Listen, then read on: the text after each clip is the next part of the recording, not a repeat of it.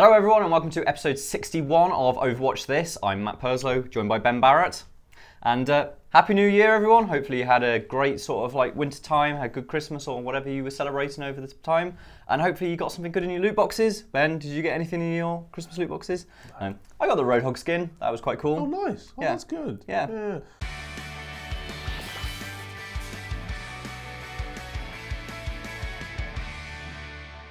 Yeah, the winter event was pretty good. It's actually it is done now. It's done now. If you're planning on buying some loot boxes, you're too late.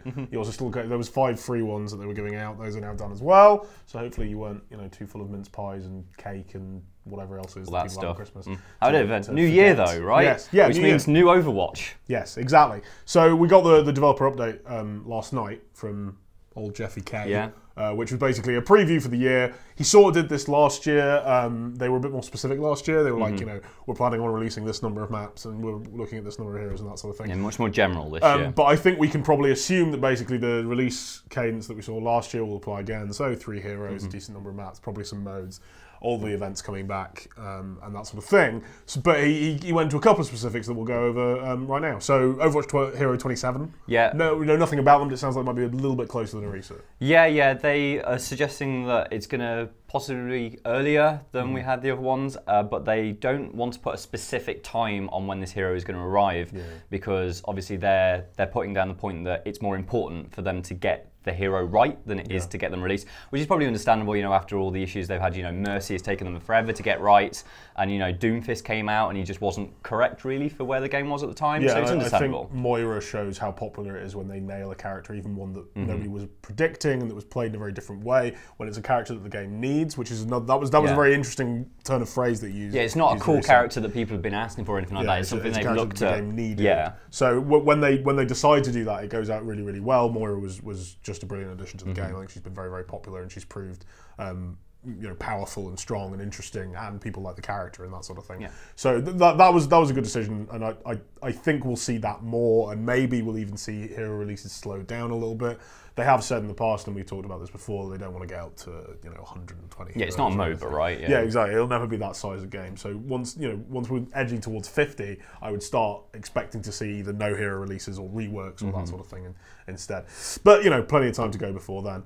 So from Heroes, obviously we're getting more animated shorts, but it seems like they're not looking to push the actual story of Overwatch forward that much, which I'm quite surprised about.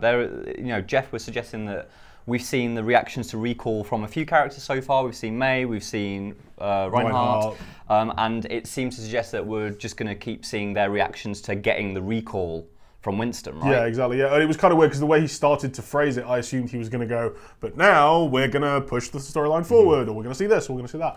And he just sort of said, no, we're going to keep doing that. I mean, it does work, it is interesting, but I think there is a desire to see some sort of linear plot take place that's more than 12 minutes long, that shows what Doomfist is doing, or like who the actual antagonist of the current day Overwatch team is. And maybe they'll slowly push that stuff forward. Doomfist comic was sort of his reaction to recall. He didn't know what was going on, but it was him starting his side of the process, and the baddie side, I suppose.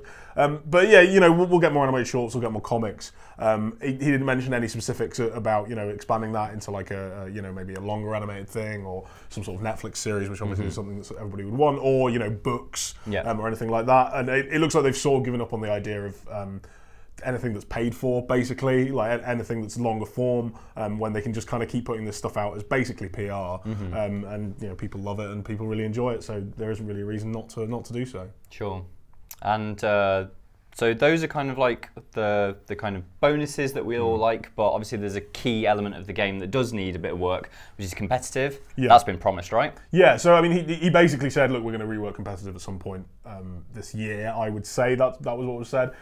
He talked about how they're doing smaller things, like they've implemented some changes for Season 8. That's stuff like removing the personal skill rating adjustment, where basically based on how many people you killed or how many people you healed or whatever, you would get more or less SR based on that. That's removed from the higher ranks of play. I think they want to keep it at the lower ranks of play so that especially skilled players can move up quicker to get them out of games where they're just dominating people, basically.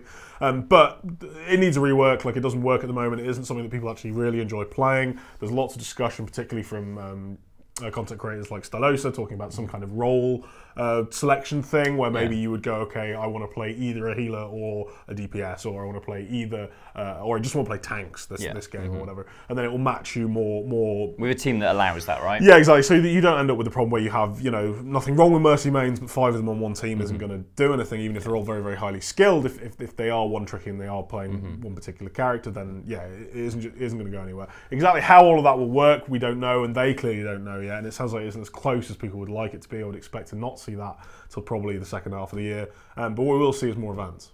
So yeah, the events are going to be kicking off very soon because obviously it is the Lunar Year, it's Chinese New Year coming very soon, and it's the year of the dog, which means the internet is going to go wild. Yeah, the internet they just love dogs, Matt. They just love dogs. So yeah, we're getting the year of the dog, we're getting the Chinese New Year event back. He also spoke a little bit about the Uprising and the anniversary events. This was mostly stuff that he told us in an interview last year, just right at the end of last year. So if you caught that on the site, you pretty much probably knew all this already. But basically, you know, they're going to bring the anniversary back, they're going to bring Uprising back, and they're intending for them to have the old content as well as new content, and that's specifically gameplay stuff. And what's interesting is I think that we're going to start seeing more gameplay focus on the event. Because making new skins, they now have a huge backlog of skins that they're making. They're now making skins and items for the new loot boxes. Yeah, and I think that focus on vanilla loot boxes is going to be where the skins start to focus on, and then events should be about things that you can play for 2 to 3 weeks. Yeah, exactly. So you know, we'll get like we'll get a few new legendary skins, like 3 or 4 new legendary skins for each event, but they'll start focusing on the gameplay side because now that they have this very normal rotation where you get about 3 weeks an event, 3 weeks off, 3 weeks of an event, etc.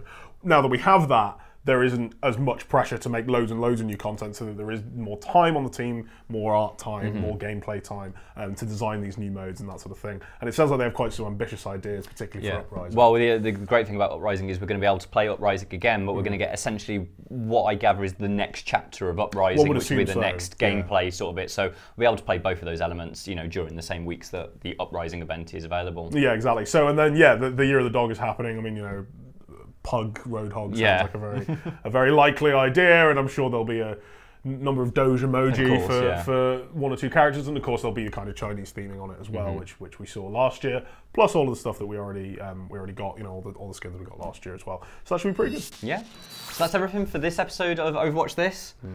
By the time we get to you next time, Blizzard World might be with us, right? Should be. Hopefully should be. Hopefully. Whenever they say something's coming very, very soon, and when they are saying, no, it's not this week, that usually means it's the next week. It will certainly be before the end of the month, and we are also assuming that the vanilla loot box upgrades will all be happening at the same time as Blizzard World, or very, very shortly after. So hopefully next week we'll be able to talk about those new skins, new cool skins, Blizzard World, and also the Overwatch League will be starting on the Thursday, I think. Of course. But until then, don't forget to like and subscribe, and good luck and have fun.